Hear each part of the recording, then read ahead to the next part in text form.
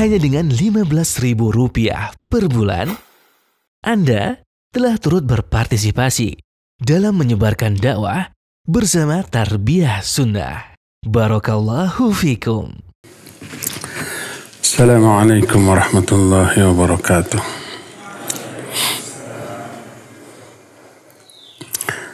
Innal hamdalillah nahmaduhu wa nasta'inuhu wa nastaghfiruh wa na'udzu billahi min shururi anfusina wa min sayyiati a'malina man yahdihillahu fala mudilla lahu wa man yudlil fala hadiya lahu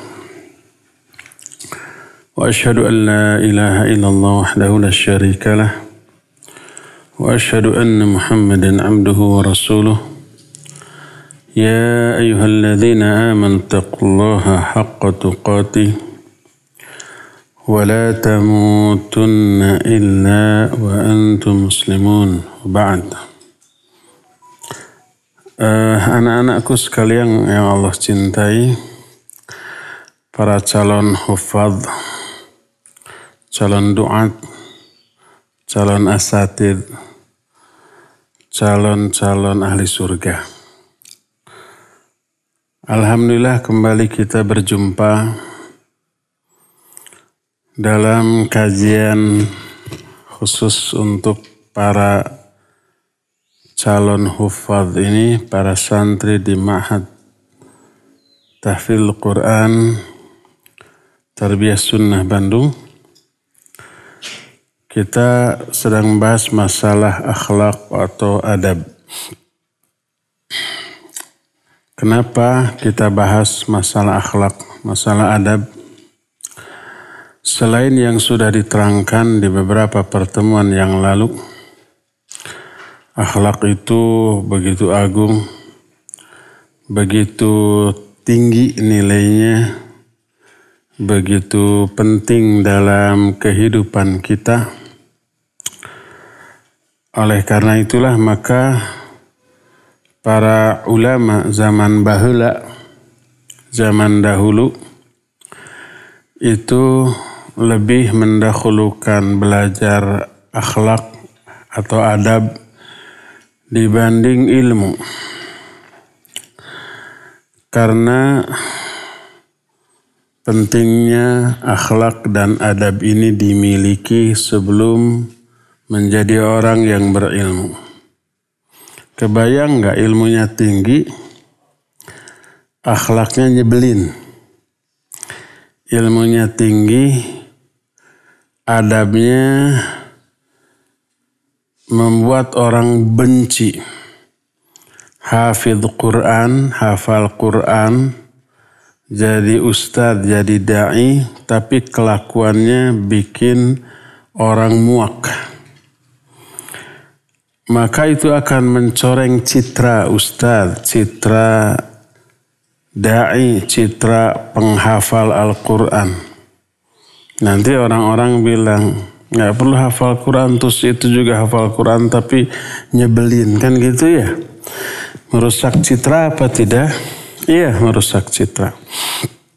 Oleh karena itulah maka para ulama lebih dahulu belajar adab, belajar akhlak sebelum belajar ilmu. Para ulama salafus saleh diantaranya Abdullah bin Mubarak ketika ditanya oleh salah satu muridnya namanya Habib Al-Jallab. Kata Habib Al-Jallab, sa'altu Ibn Al-Mubarak ma khairu ma u'tiyal insan. Aku bertanya kepada Abdullah bin Mubarak, apakah hal terbaik yang diberikan kepada seorang manusia? Pemberian Allah terbaik kepada manusia itu apa? Dijawab gharizatu aqal, yaitu gharizah atau insting akal. Karena akal manusia terbedakan dari binatang. Qultu, aku bertanya lagi, fa illam yakun, kalau orang tidak bisa menggunakan akalnya. Orang itu punya akal tapi nggak digunakan secara semestinya. Tindakannya nggak masuk akal, betul nggak? Contohnya apa? Orang-orang musyrik. Orang musyrik itu akalnya nggak berfungsi. Kenapa? Mereka bikin patung, bikin benda, lalu patung bikinan dia itu di apa? Disembah. Nggak masuk akal. Manusia disembah. Disebut diaku-aku anak Allah Azza wa Jalla. Dan itu menjadi akidah pokok mereka. Roh-roh orang yang sudah mati disembah. Kemana akalnya, ya enggak?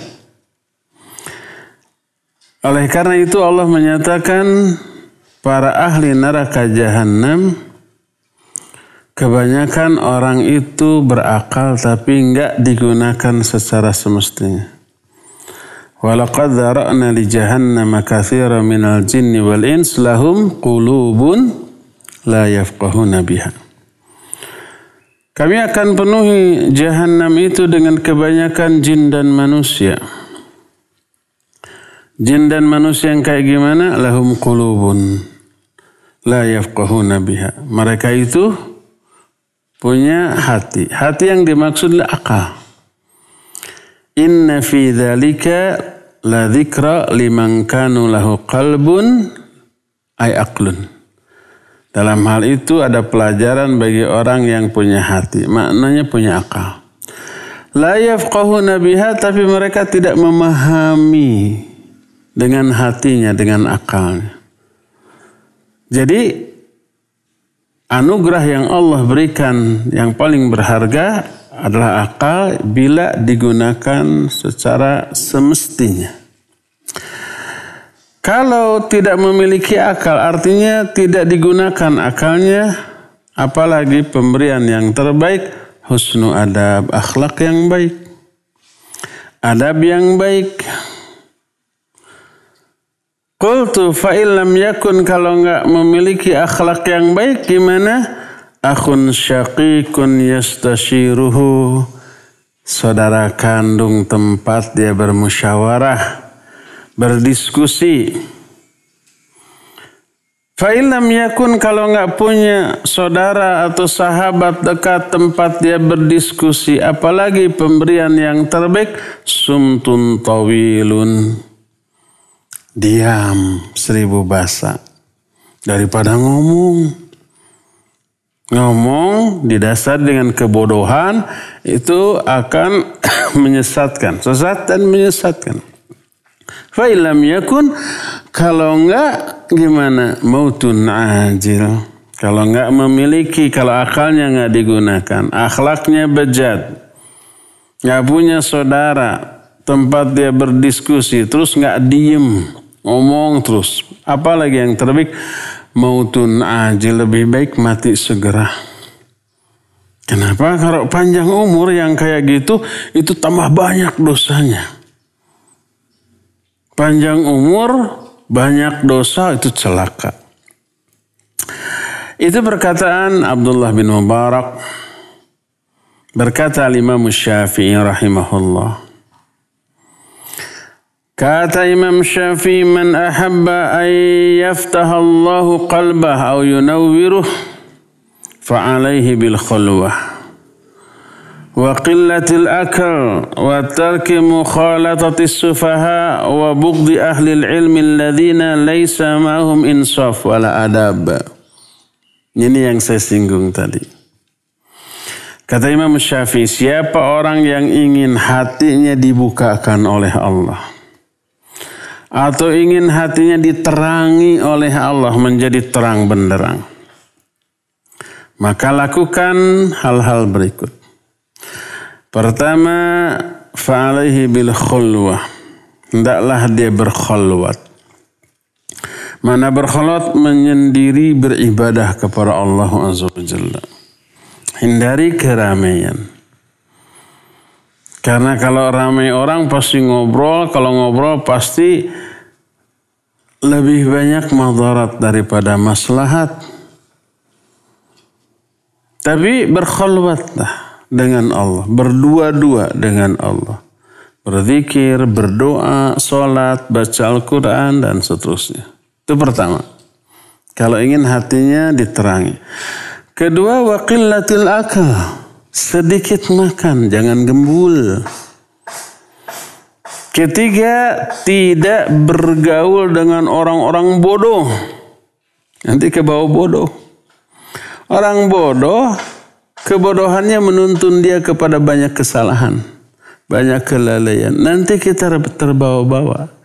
Terbawa lalai, terbawa sesat, terbawa keliru, terbawa malas.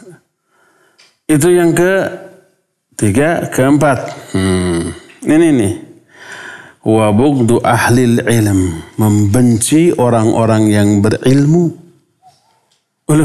Masa orang berilmu dibenci? Alladzina laisa lahum insaf wala adab.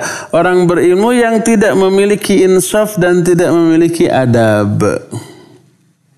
Insafnya tidak objektif. Insafnya tidak adil.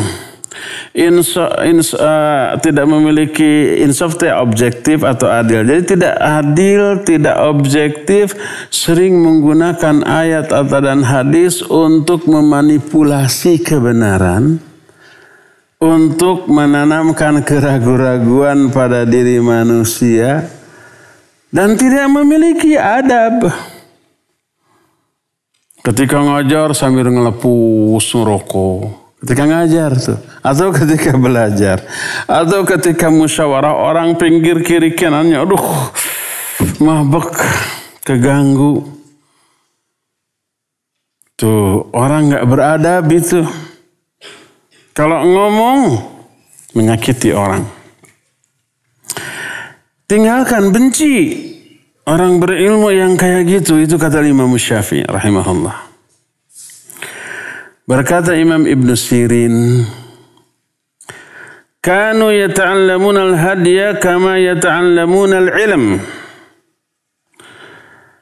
Kata Ibn Sirin, para sahabat belajar al-hadya. Al-hadya itu maknanya adab, akhlak. Belajar akhlak. Sebagaimana mereka belajar ilmu. Tapi akhlak, adab yang didahulukan sebelum disebutnya ilmu. Berkata Al-Hasan,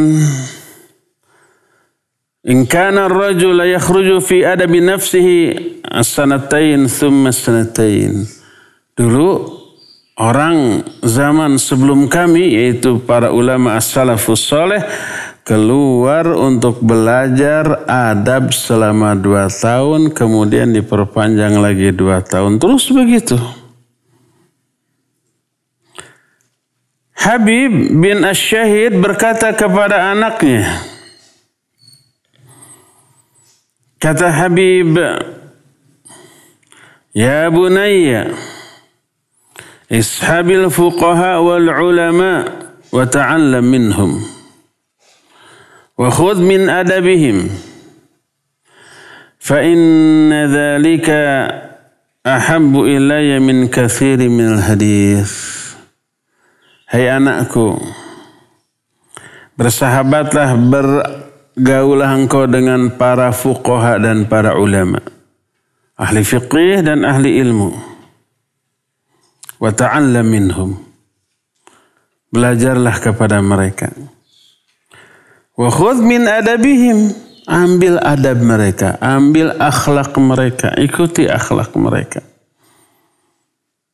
Fa inna dzalika ahabbu ilayya min katsiri minal hadits. Karena belajar adab, belajar akhlak lebih aku sukai daripada kamu menghafalkan banyak hadis.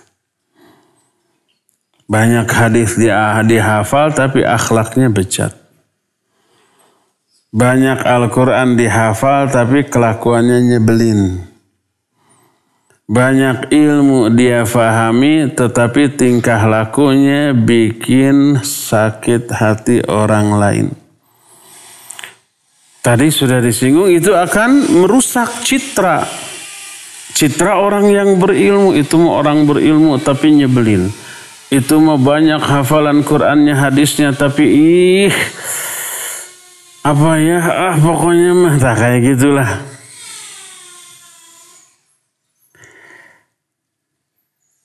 Para ulama as-salafus salih yang lain menyatakan, ya bunayya li an tata'allama baban minal adab ahabbu ilayya min an tata'allam 70 baban min abwabil ilm. Para ulama salafus salih zaman dahulu menasihati anaknya, anak-anak mereka. Kata para orang tuanya ulama, wahai anak-anakku, kalau kamu belajar akhlak, belajar adab satu bab saja, lebih aku cintai daripada belajar 70 bab di antara bab-bab ilmu. Lebih baik menguasai satu bab akhlak untuk diamalkan, diterapkan, diwujudkan dalam keseharian daripada menguasai 70 bab ilmu tapi akhlaknya bejat.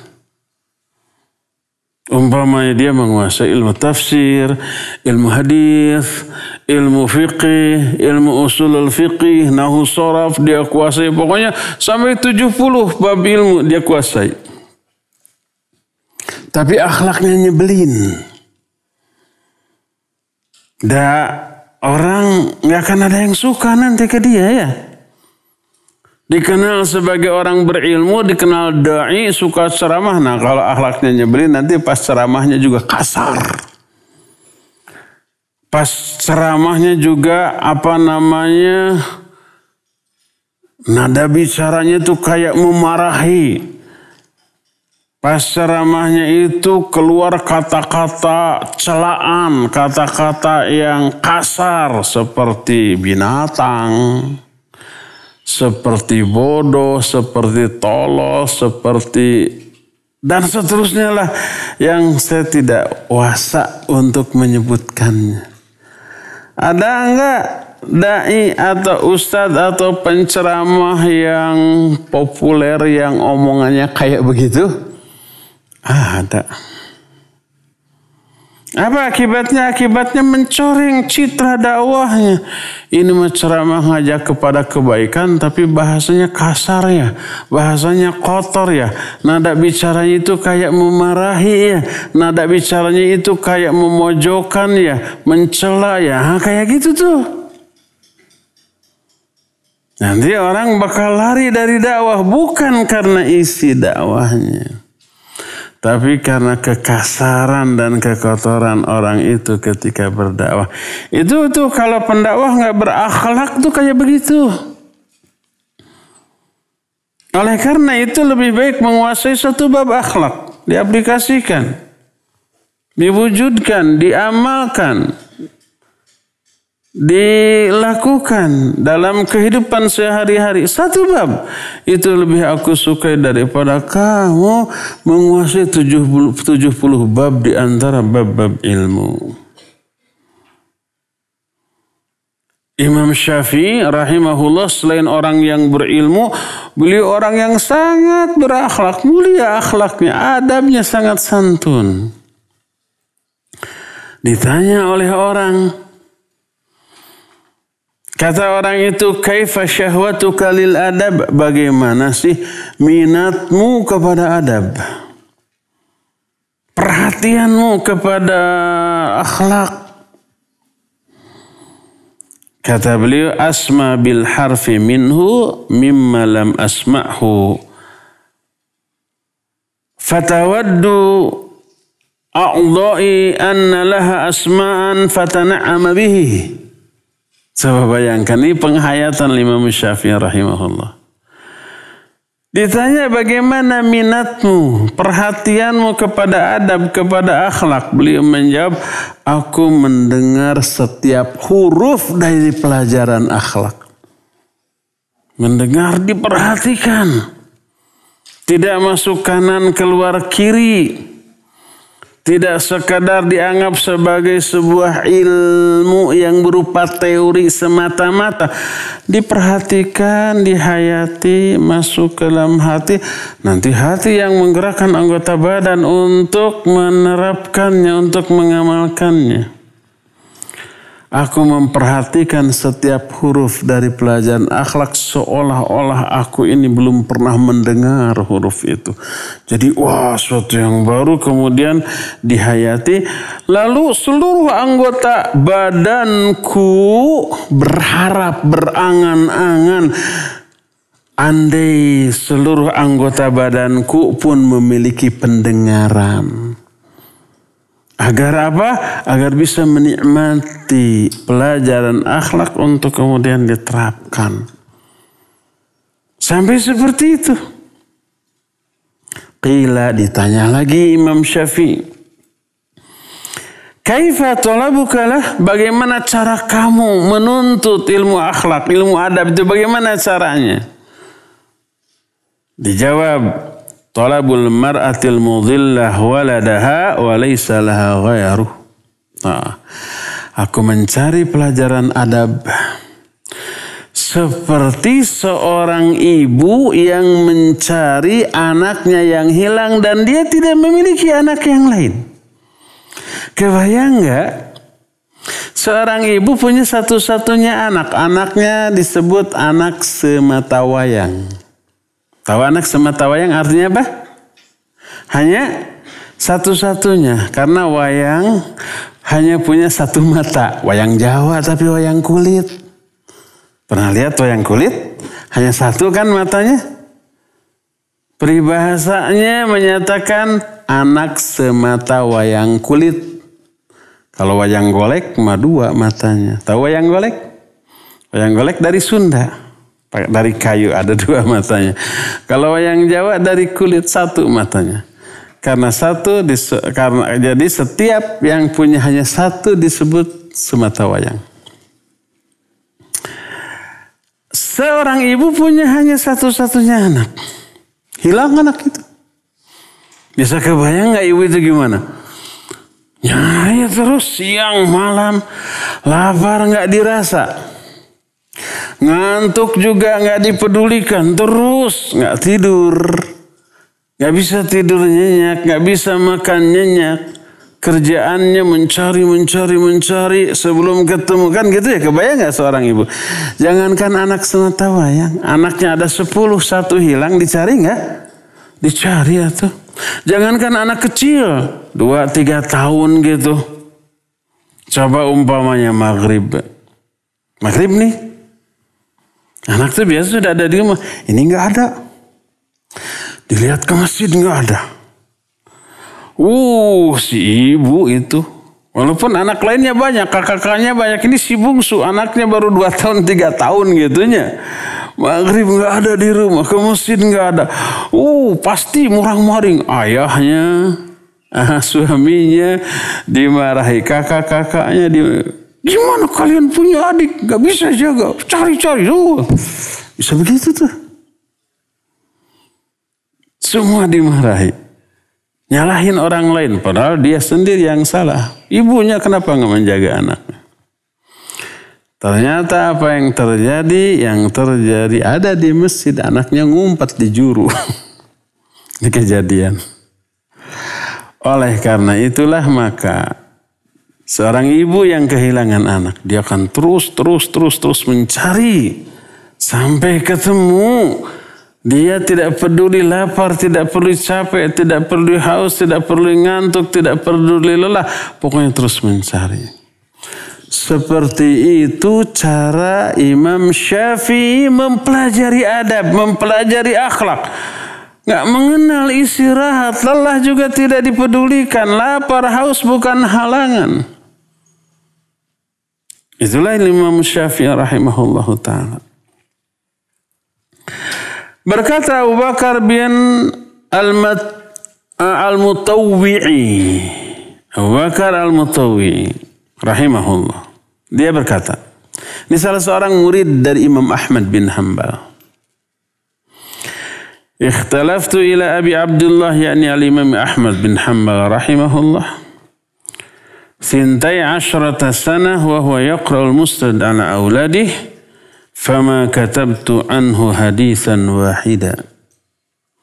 Innama kuntu anzuru ila hadihi wa akhlaqihi. Kata Abu Bakar Al-Mutawwi'i rahimahullah, aku selalu pergi ke rumah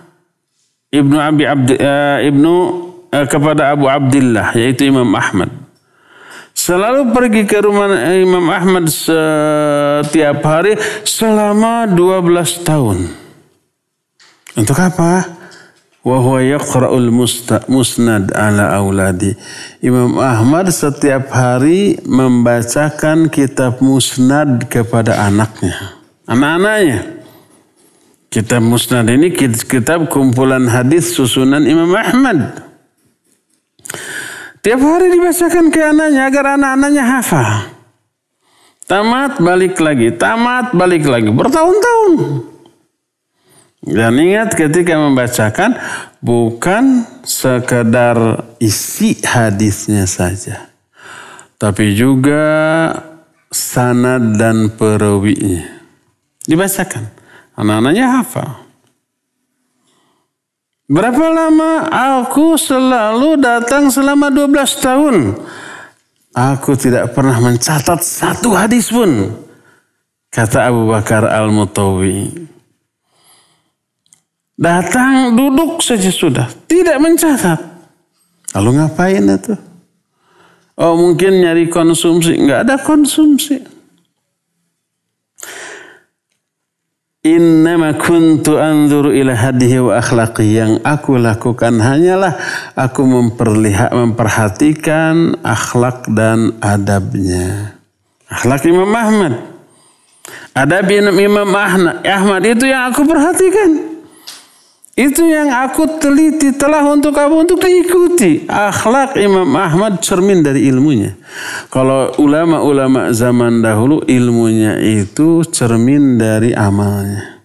Ilmunya tinggi, amalnya pasti setinggi ilmunya. Sebab semua ilmu yang difahami apalagi sudah dituliskan dalam kitab dan diajarkan ke orang lain, itu dipastikan sudah diamalkan dalam kehidupan keseharian. Itu para ulama zaman dahulu begitu. Kalau Quran hafal, ayat hadis-hadis ribuan hafal, bab ilmu juga menguasai, itu pasti semua udah diamalkan itu. Akhlaknya pasti mulia, ibadahnya pasti hebat, tauhidnya pasti mendalam, akidahnya pasti kokoh dan kuat. Itu ulama zaman dahulu begitu. Jadi cukup melihat adabnya, akhlaknya, muamalahnya, tingkah lakunya, itu sudah dakwah, itu sudah ilmu, dan itu sudah langsung diaplikasikan atau diterapkan. Inilah Imam Ahmad bin Hanbal rahimahullah. Berkata Imam Al-Zahabi dalam kitab Syiaru A'lamin Nubala, anna majlis al-Imam Ahmad rahimahullah kana yahduruhu 5,500 yaktubun wal baqun yastamiduna min sumtihi wa khuluqihi wa adabihi. Kata Imam Al-Zahabi, Imam Ahmad majlisnya itu dihadiri sampai 5.000 orang. Bayangkan 5.000 tuh zaman baheula. Bukan zaman sekarang. Zaman sekarang coba masjid yang terbesar berapa kapasitasnya? Ya di Bandung apa? Masjid Raya ya. Masjid Agung Bandung. Baheula Masjid Agung, sekarang Masjid Raya. Mungkin ada 5.000 kapasitasnya. Penuh. Bahkan mungkin sampai keluar. Itu Imam Ahmad dihadiri oleh 5.000 orang. 500 orang diantaranya. 500 orang dari 5.000 berarti cuma 10%-nya. 10%-nya atau cuma 500 orang diantara muridnya mencatat. Sisanya tidak mencatat. Sisanya berapa orang? 4.500 orang. 5.000 kurang 500 ya. Kalau kalian punya uang 5.000 terus jajan cilok 500. Berapa kembalinya? Kembalinya berapa? 4.000. 4.500. Rugi kalau 4.000. Cilok 1.500. Ini uangnya 5.000. Limang 1. Berapa kembalinya? 4.500. Jadi 5.000 orang yang hadir dalam majelis kajian Imam Ahmad, 500 diantaranya mencatat, 4.500 sisanya tidak mencatat. Lalu apa yang mereka lakukan? Wal baqun yastamiduna min samtihi wa khuluqihi wa adabi. Yang lainnya hanya memperhatikan adab, memperhatikan akhlak, memperhatikan tingkah laku Imam Ahmad untuk kemudian diikuti, diamalkan, diterapkan dalam kehidupan sehari-hari. Ini menunjukkan amat sangat pentingnya adab sebelum berilmu. Belajar dulu adab, akhlak, terapkan dulu. Sehingga sebelum menjadi ulama, sebelum menjadi ustadz, akhlaknya itu dulu yang lebih diperhatikan sehingga mulia dalam pandangan orang. Berkata Abdullah bin Mubarak rahimahullahu ta'ala, ta'allamtul adab 30 sanah wa ta'allamtul ilma 20 sanah wa kanu yata'allamuna al-adab thumma al-ilm. Kata Ibnu Mubarak, salah seorang ulama tabi'in, aku belajar adab 30 tahun, bayangkan. Kemudian setelah itu aku belajar ilmu 20 tahun. Lama mana tuh? Lama belajar adab apa ilmu? Belajar adab. Belajar adab 30 tahun. Belajar ilmu 20 tahun. Dan dahulu para ulama lebih dahulu belajar adab. Kemudian baru belajar ilmu. Berkata Al-Qurafi rahimahullah dalam kitab Al-Faruq ketika menjelaskan tentang adab. Kata beliau, wa'lam anna qalilal adab khairun min katsiri minal amal. Kata beliau, ketahuilah bahwa sedikit adab lebih banyak daripada amal yang banyak. Amal banyak, ibadahnya, sholatnya, baca Al-Qur'annya, saumnya, tapi adabnya nyebelin, akhlaknya bejat, nyakitin orang. Lebih baik adab sedikit, walaupun amalnya tidak sebanyak orang tadi. Dia hanya menunaikan yang wajib-wajib saja. Salat fardu yang 5 waktu, saum Ramadan, zakat, haji, hanya itu. Yang sunnah-sunnahnya tidak. Rawatib tidak, tahajud tidak, saum Senin Kamis tidak, tapi akhlaknya mulia. Itu lebih baik daripada rajin sholat, tidak hanya yang 5 waktu, tahajud bangun, saum Senin Kamis, Quran dibaca sehari 1 juz terus, tapi akhlaknya nyebelin. Lebih baik yang tadi. Tidak rajin ibadah kecuali yang wajib saja, tapi akhlaknya mulia. Kenapa demikian? Karena akhlak itu hasil dari ibadah. Kalau ada orang hanya melakukan ibadah sholat 5 waktu, saum Ramadan, tapi akhlaknya baik, berarti ibadahnya itu benar tadi. Diterima oleh Allah, makanya berbuah akhlak yang mulia. Tapi sebaliknya umpamanya dia tidak hanya sholat yang 5 waktu, tapi juga tahajud, tapi juga rawatib, juga duha, terus saum Senin Kamis, baca Quran, tapi akhlaknya nyebelin, menunjukkan ibadah-ibadah tadi itu ditolak, sholatnya ditolak. saumnya ditolak. Karena sholat yang benar tanha anil fahsyai wal munkar. Inna sholata tanha anil fahsyai wal munkar. Sholat itu harus bisa mencegah dari akhlak yang buruk, dari perbuatan keji dan munkar. Makanya adab walaupun sedikit lebih baik daripada amal walaupun banyak. Oleh karena itu berkata Ruwaim kepada anaknya, ya bunaya ij'al amalaka milha wa adabaka daqiqa.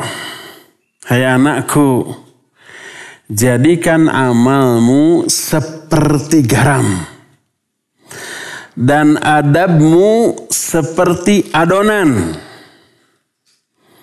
Kalian pernah bikin kue atau bikin bala-bala? Pernah?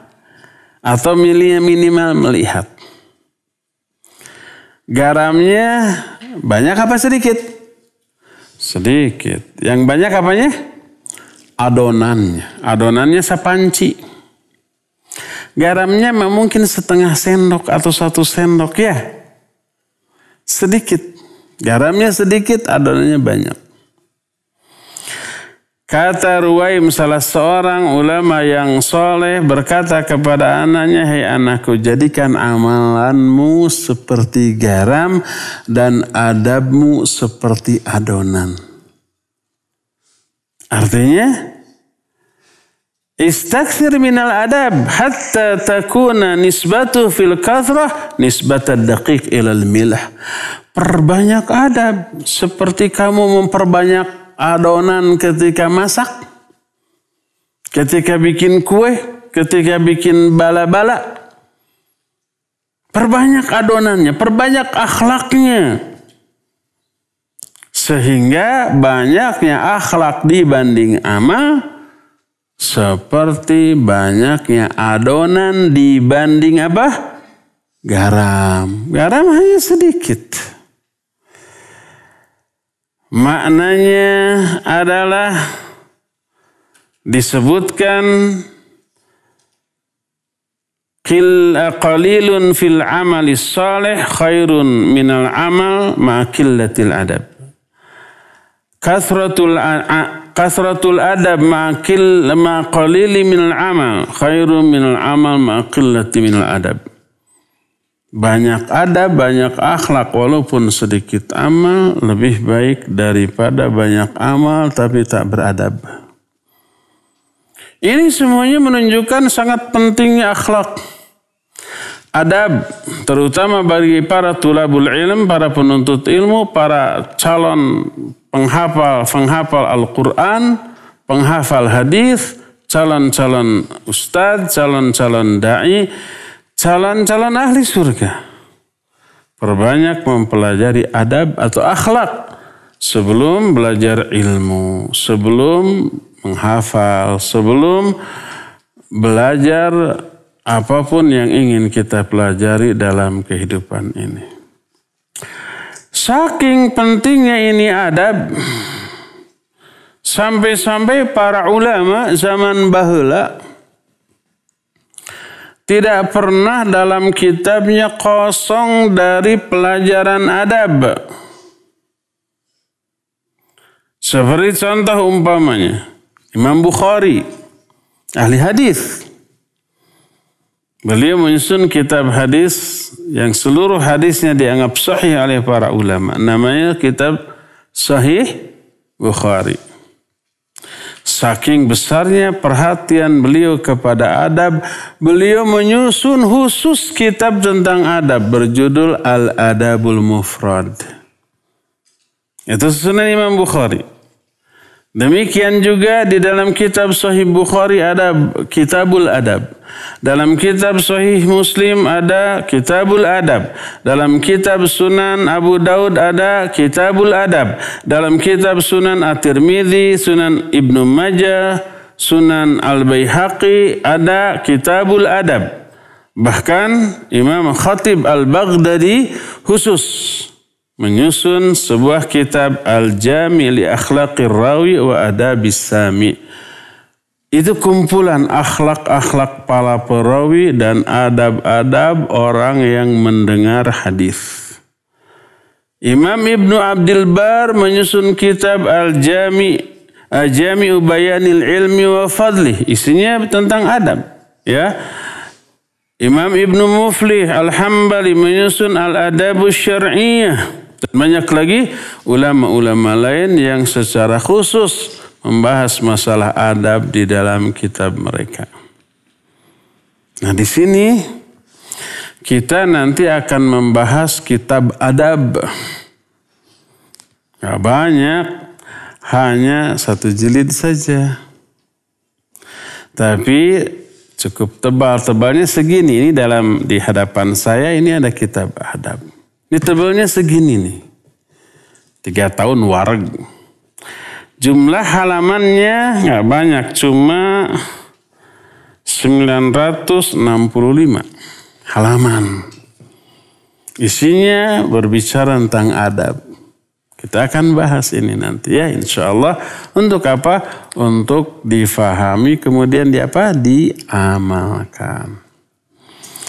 Nah, anak-anakku sekalian, cukup penjelasan kita di pagi hari ini sampai di sini saja, dan kita buka sesi tanya jawab. Apabila ada pertanyaan, dipersilahkan angkat tangan. Wassallallahu ala nabiyina Muhammadin wa ala alihi wa ashabihi wassalam. Silakan angkat tangan. Ini dulu nih, Fairuz Abadi.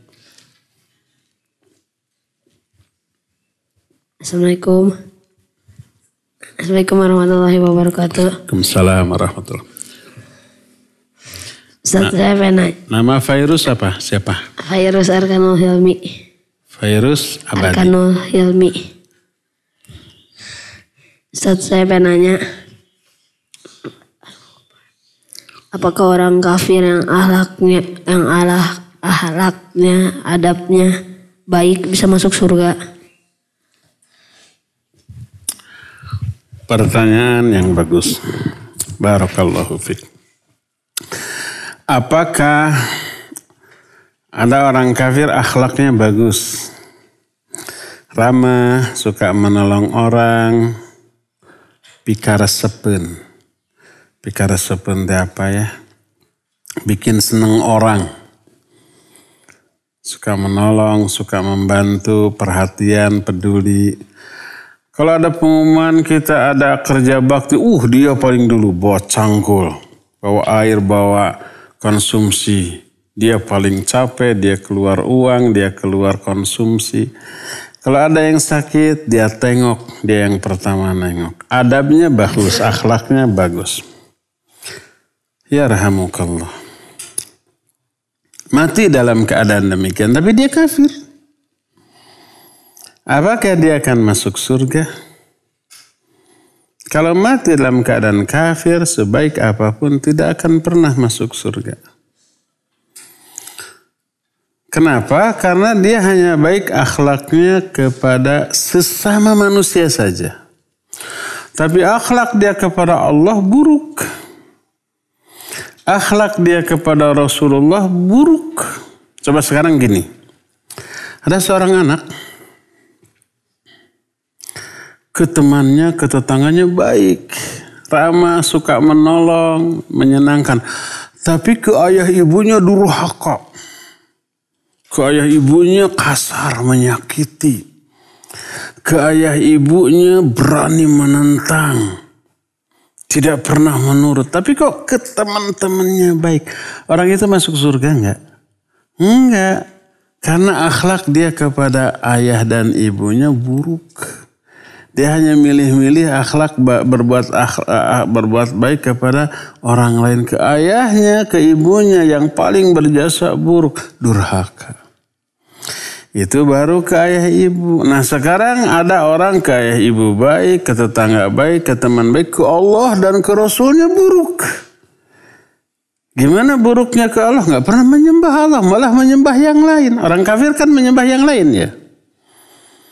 Jadi berarti akhlak dia kepada Allah super buruk. Apalagi kepada Nabi Muhammad SAW super buruk. Firman Allah Al-Quran tidak diyakini, tidak dipercayai, apalagi dibaca gitu ya, enggak. Jadi karena akhlak dia kepada Allah, kepada nabinya buruk, walaupun kepada sama manusia baik, dia tetap durhaka dan dia akan dimasukkan ke dalam neraka secara abadi. Terus perbuatan baiknya itu dibalas nggak oleh Allah? Perbuatan baik dia kepada manusia dibalas nggak? Diberi balasan dengan kebaikan. Apa balasannya? Diberi keuntungan, kesenangan dunia. Hartanya digampangkan, jabatan, pangkat, kekuasaan mungkin diberi lebih dibanding kepada sesama muslim, diberi kesehatan, diberi kelebihan lain dalam masalah dunia. Itu balasan bagi kebaikan orang kafir di dunia, sehingga di akhirat tidak ada lagi balasan kebaikan bagi mereka. Semua kebaikan orang kafir dibalas oleh Allah di mana? Di dunia ini, ya. Demikian, wallahu a'lam.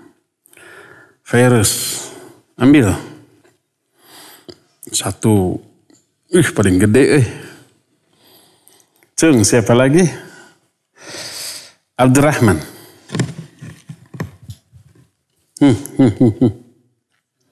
Ini depan antum. Nah, gitu. Waalaikumsalam. Namanya Abdurrahman dari Lembang. Ana mau nanya Ustaz, adab-adab kepada guru apa saja yang jarang kita ketahui? Adab kepada guru yang jarang diketahui. Nanti kita akan bahas bagaimana adab ke guru. Kita di kitab ini kita akan bahas detail adab kepada Allah dulu, kepada para malaikat, kepada para nabi, para rasul, kepada para sahabat nabi, kepada para ulama, ke orang tua, sampai ke sesama itu akan kita bahas, termasuk ke guru, ke ustadz, ke ulama. Jawabannya nanti pada waktunya ya. Tapi yang jelas adab kepada guru dibagi kepada beberapa momen, beberapa kondisi. Pertama, adab kepada guru ketika sedang belajar. Kayak begini, memperhatikan, menyimak, mencatat, tidak tidur, tidak melamun, tidak ngantuk, tidak heureuy. Heureuy apa bahasanya? Tidak bercanda, bermain-main serius ketika belajarnya. Di luar ketika belajar, kalau tidak sedang berjumpa, mendoakan kebaikan, memintakan ampunan dan seterusnya, ya. Ketika bertemu di luar majelisnya tidak sedang ngaji, ada adab-adab khusus ya. Yang detailnya, rinciannya nanti akan kita bahas di dalam kitab ini juga ya. Wallahu a'lam. Sini Abdurrahman. Ambil. Terserah. Kenapa enggak jeruk? Cung lagi. Nih.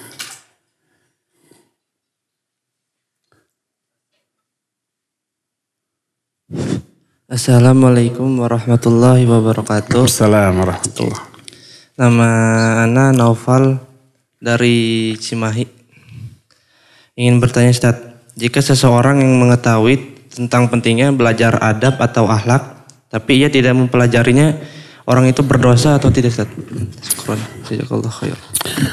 Iya, Naufal dari Cimahi. Barakallahu fiik.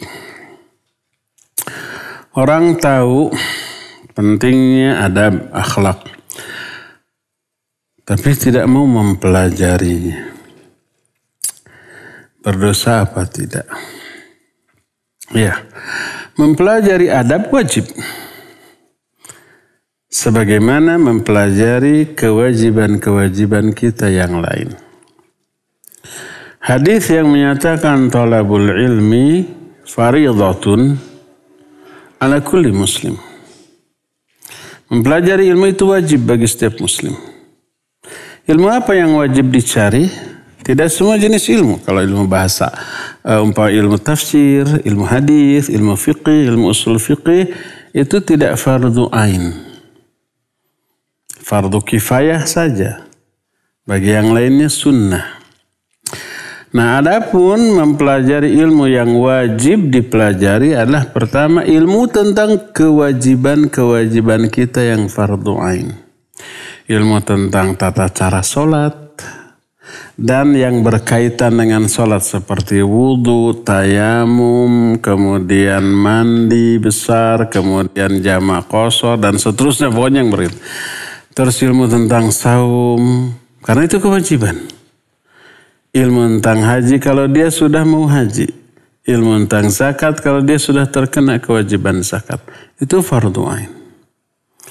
Berakhlak yang baik wajib apa sunnah? Wajib. Bukan sunnah. Kalau tak berakhlak dosa enggak? Dosa ancamannya kan kemarin-kemarin sudah kita jelaskan. Termasuk siksa di alam kubur, belum di alam akhirat nanti di neraka. Wal'iyadzubillah.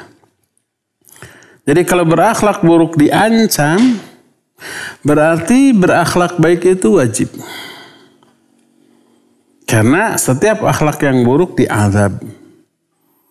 Contoh akhlak yang buruk adalah seperti suka menggibahi orang, suka mencela orang, suka suudzon ke orang, suka menyakiti orang, itu kan diazab. Diancam azab dunia, alam kubur dan akhirat. Berarti itu akhlak yang buruk haram. Kalau akhlak yang buruk haram berarti berakhlak baik hukumnya wajib. Makanya mempelajari akhlak yang baik dan akhlak yang buruk hukumnya wajib. Akhlak yang baiknya untuk diamalkan, akhlak yang buruknya untuk dijauhi, dihindarkan. Makanya siapa yang tidak belajar tentang akhlak, maka akhlaknya tidak akan baik. Akhlaknya akan buruk. Dia nggak peduli menyinggung orang atau tidak, yang jelas dia senang. Dia nggak peduli mengganggu orang atau tidak, yang jelas dirinya puas.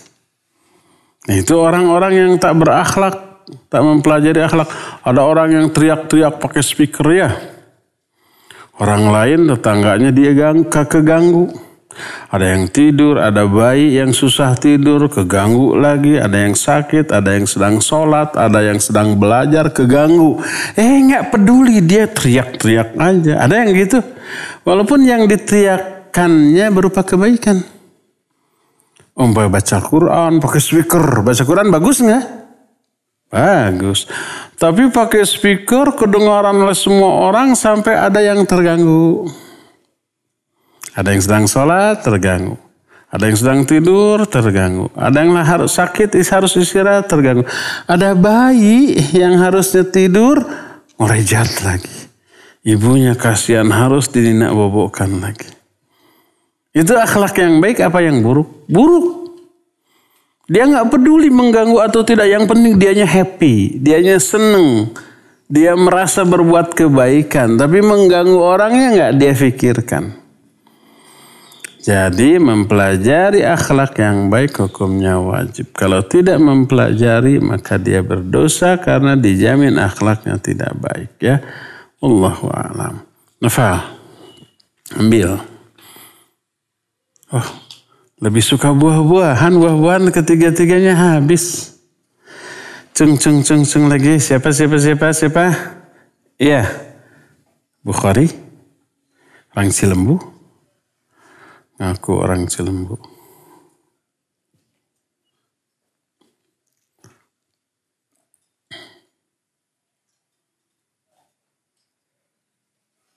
Nama? Nama Bukhari. Dari Cilembu. Cilembu apa Selacau? Selacau. Terus. Apakah benar kalau kita menghina orang tua orang lain seperti kita menghina orang tua sendiri? Apakah menghina orang tua teman kita sama dengan mencela, menghina orang tua kita, iya benar, makanya tidak boleh. Karena apa? Karena nanti teman yang kita cela orang tuanya, dia juga akan mencela orang tua kita, ya enggak? Bapak kamu mau, wah dasar, nyebelin. Apa balasan dia? Apalagi bapak kamu, kan gitu ya. Jadi saling menghina bapak. Maka tidak boleh menghina bapak orang lain. Apalagi bapaknya nggak dosa, nggak salah. Anaknya jembelin. Anaknya itu bikin gereng gitu ya.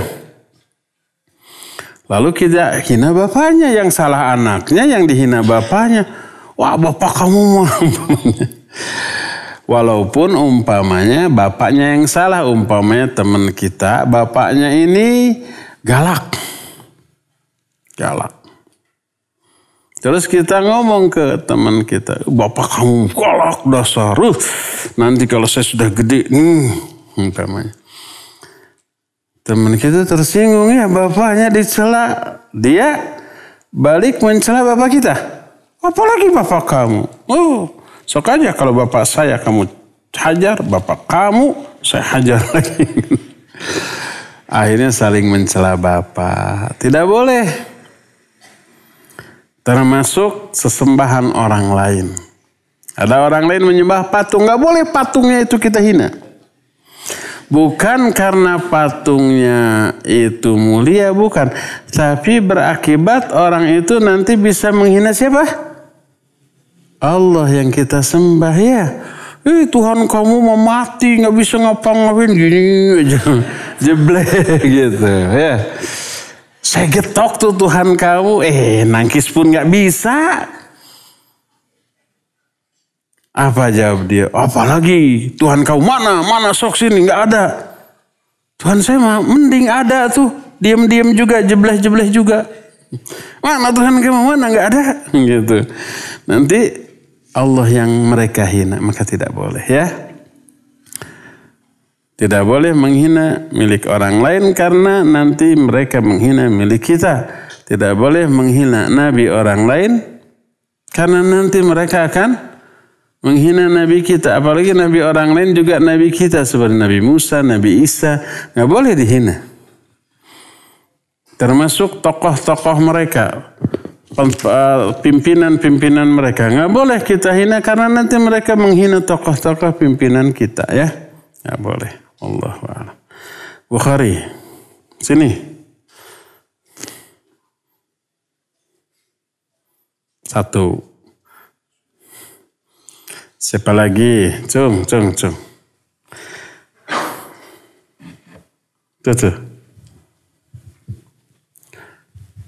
Nama.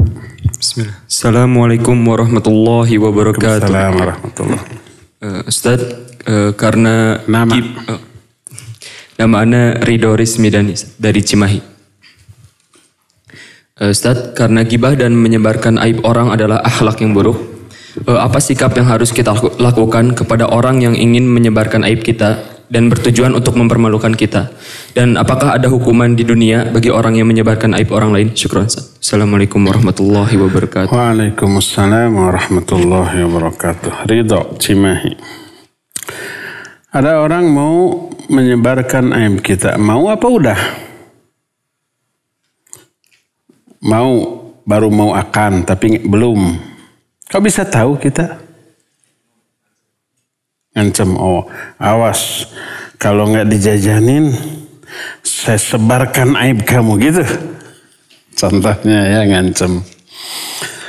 Taib. Atau jangan-jangan kita memulai, awas kalau kamu menyebar aib saya sebar aib kamu gitu. Nggak mungkin. Pokoknya ngancem lah ya. Iya. Pertama, kalau ada saudara kita, teman kita melakukan kesalahan, apapun bentuk kesalahannya, termasuk ngancem umpamanya, itu kesalahan.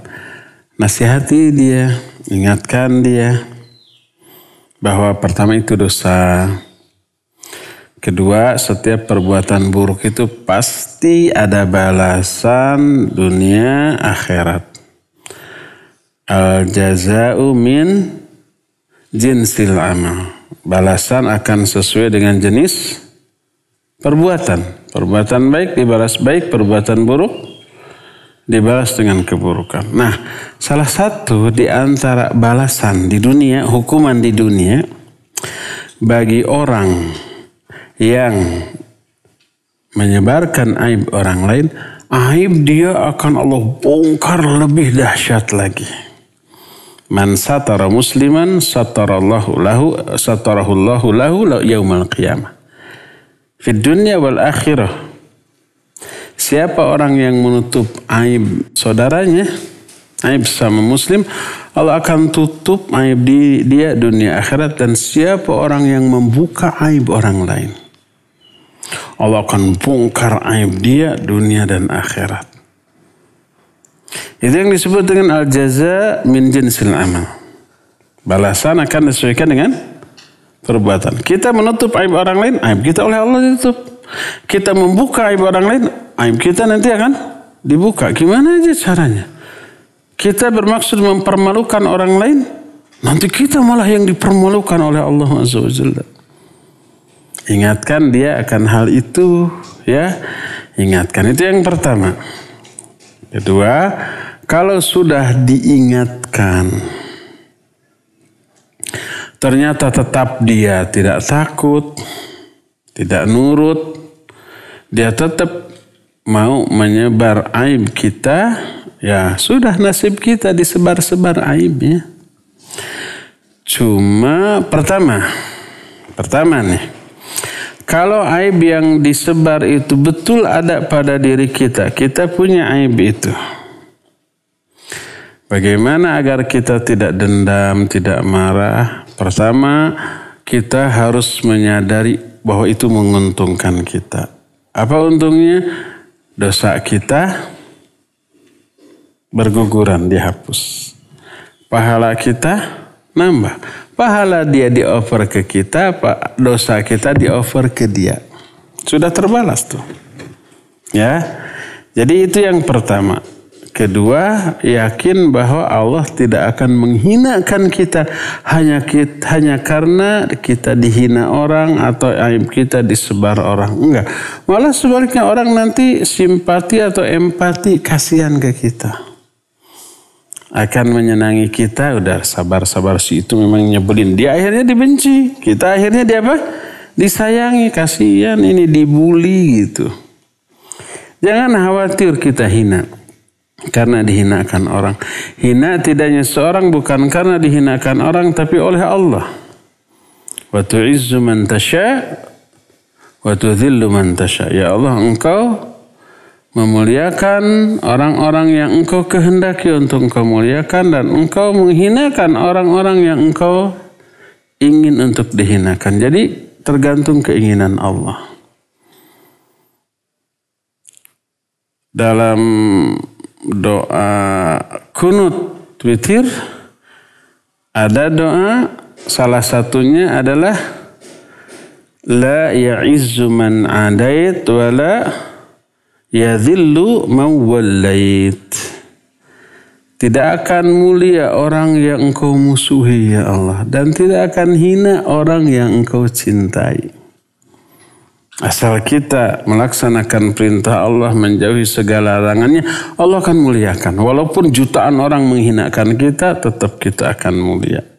Sebaliknya, walaupun jutaan orang menyanjung, menghormati, memuliakan kita, tapi kalau kita durhaka, Allah tetap akan menghinakan kita. Jadi hina atau mulianya orang itu bukan oleh orang lain, tapi oleh Allah, dan tergantung amal kita.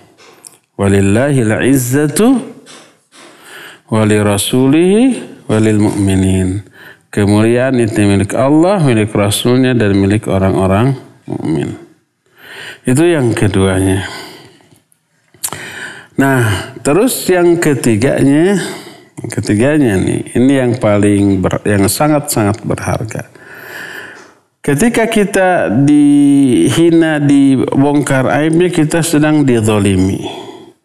Orang yang dizalimi doanya apa? Mustajab, makbul. Doa kepada Allah SWT. Ya. Jadi sebenarnya yang untung, yang dihina, yang dizalimi, yang diancam, yang disebarkan aibnya itu yang untung. Yang rugi adalah yang melakukan kezaliman tadi. Ya, wallahu a'lam. Ridho. Kamu harus ridho. Diberi seadanya. Ada lagi yang mau? Satu, siapa lagi Cung? Dua, singgi tuh. Tiga, empat, lima. Udah, 5 orang. Satu lagi. Kamu udah tunjuk tadi? 6. Siapa cepat dia dapat. Subhanakallahum bihamdik asyhadu an la ilaha illa anta astaghfiruka wa atubu ilaik walhamdulillahirabbil alamin. Wassalamualaikum warahmatullahi wabarakatuh.